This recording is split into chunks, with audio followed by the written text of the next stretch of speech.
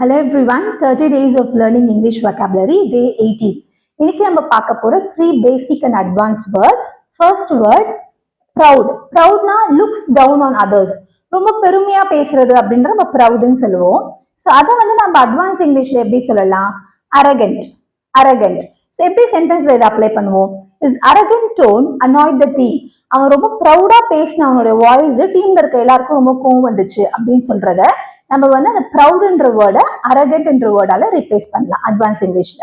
So second word shy. ஷைனா பேசுறதுக்கு கூச்சப்படுறது அப்படி சொல்றது நம்ம ஷை சொல்லுவோம் இல்லையா? டசன்ட் டாக் டூ மச் அதெல்லாம் ரொம்ப ரிசர்வ்டா இருக்கிறத நம்ம ஷை சொல்லுவோம்.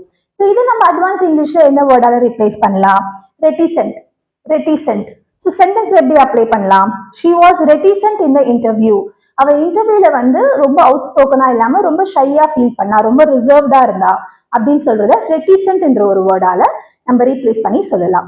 Third word friendly. ஃப்ரெண்ட்லினா ரொம்ப ஈஸியா வந்து ஈஸி கோயிங் பர்சனா இருப்பாங்க, பேசுறதுக்கு ரொம்ப ஈஸியா இருக்கும் நம்மளுக்கு அவங்களோட, அதை தான் நம்ம ஃப்ரெண்ட்லி சொல்லுவோம். ஸோ இதை வந்து நம்ம வந்து அட்வான்ஸ் இங்கிலீஷ்ல எப்படி யூஸ் பண்ணலாம்? அஃபபிள். அஃபபிள் என்ற ஒரு வேர்டால சொல்லலாம். சென்டென்ஸ்ல எப்படி அப்ளை பண்ணலாம்? Manager is very அஃபபிள்.